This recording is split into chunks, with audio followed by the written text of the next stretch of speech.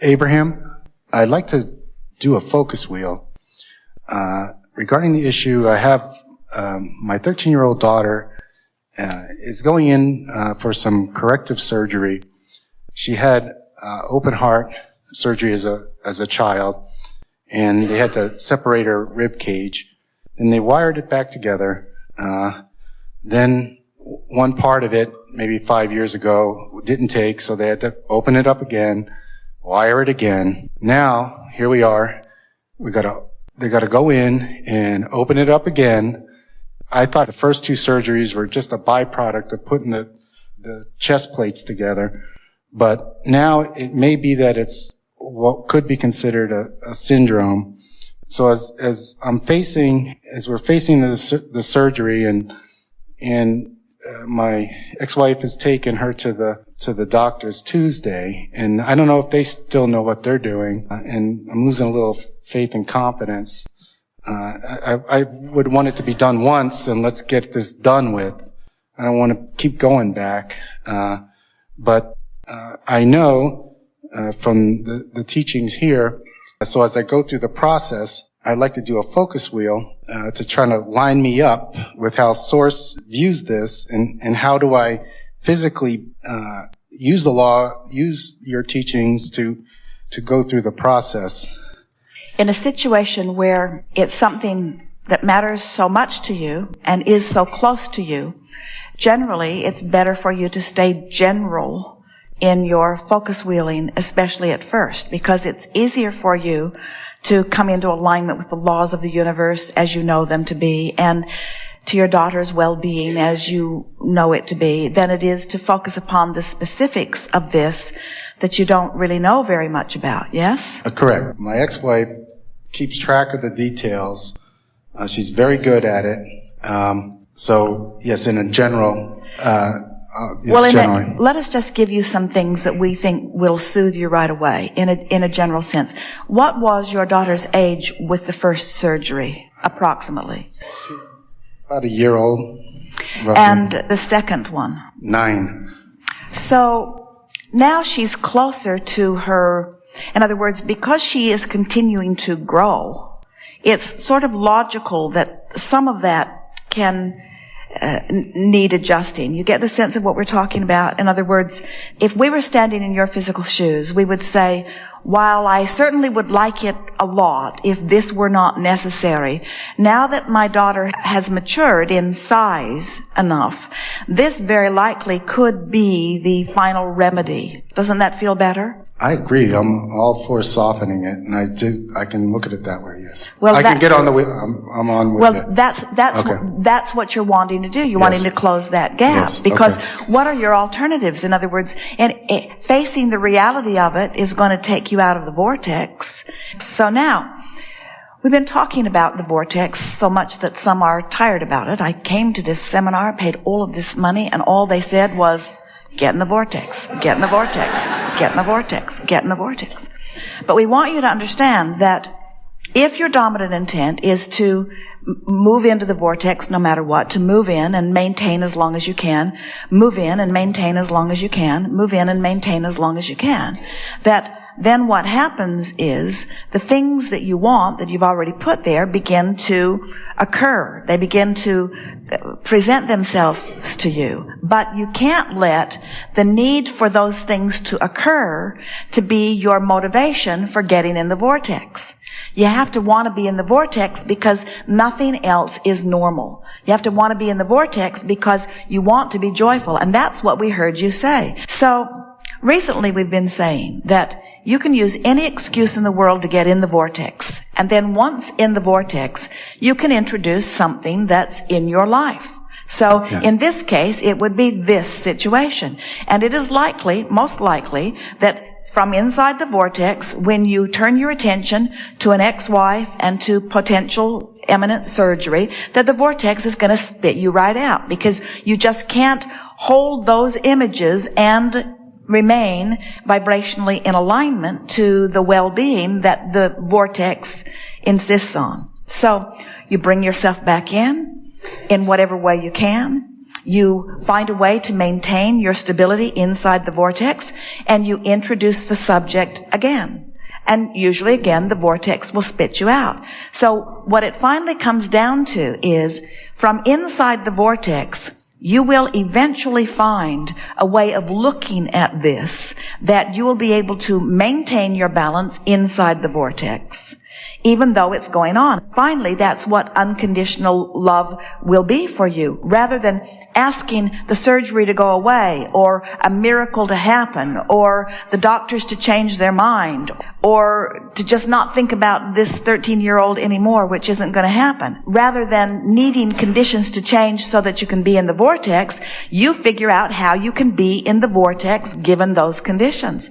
We said something sort of like this at the beginning of the day. If you want to be in the vortex and there are peripheral people in your life that are just giving you a hard time, you could potentially just walk away from all of them and just focus and maintain your balance in the vortex, and law of attraction would just bring you another set of more compatible, more congenial people.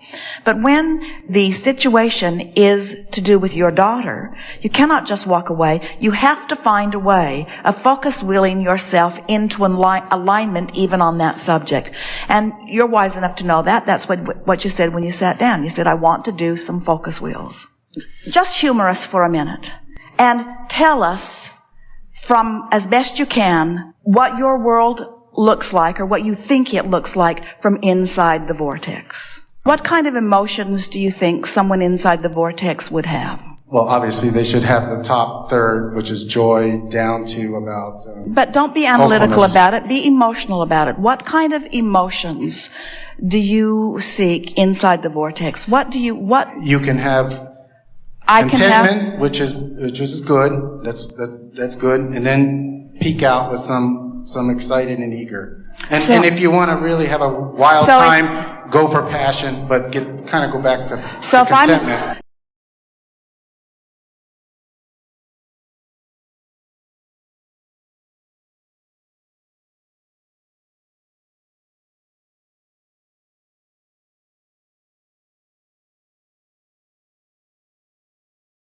This morning I woke up in the vortex and I felt satisfied. This morning I woke up in the vortex and I felt eager. I love waking up in the vortex and feeling eager. I like a feeling of eagerness. I like a feeling of satisfaction. Today I looked at someone and I felt such appreciation for them. I really enjoy feeling love. When I'm in the vortex, I feel satisfied. I like being in the vortex because things feel clearer. When I'm in the vortex, I feel clear-minded. I feel sort of elated. When I'm in the vortex, it's like my heart is singing. When I'm in the vortex, I feel satisfied. When I'm in the vortex, I feel ease. When I'm in the vortex, I feel sort of energized. When I'm in the vortex, I feel like doing stuff. When I'm in the vortex, my body feels good. When I'm in the vortex, I like taking a walk. When I'm in a vortex, my dog licks my face. When I'm in the vortex, I feel good. When I'm in the vortex, food tastes good. I like being in the vortex. When I'm in the vortex, I know my power. When I'm in the vortex, I feel more sure about things. When I'm in the vortex, I know my own goodness.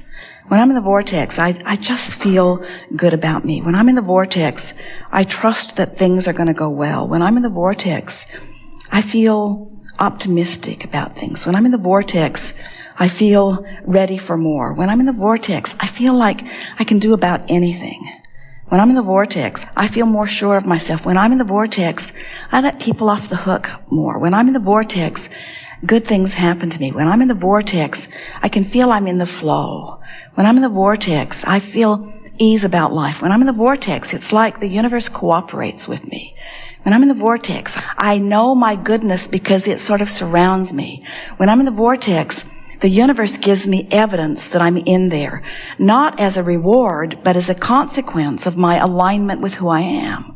When I'm in the vortex, the indicators that surround me in conversations and in my own emotions and in outright manifestations, they represent my being in the vortex. When I'm in the vortex, I like being in the vortex. When I'm in the vortex, it seems easy to stay there.